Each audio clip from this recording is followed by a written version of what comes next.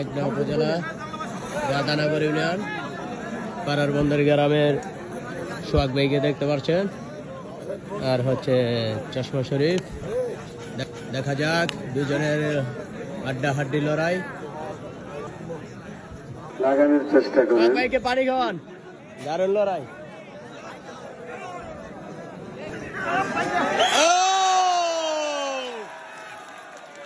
চশমা শরীফকে শুয়ে দিলেন মেঘনার সন্তান।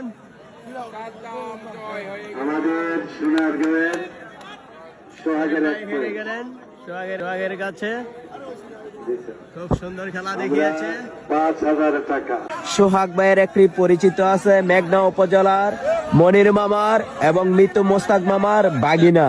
মেঘনা সন্তান, মেঘনার গর্ব সোহাগ ভাই চশমা শরীফকে হারিয়ে জিতে গেলেন। সবাই দোয়া করবেন সোহাগ ভাইয়ের জন্য।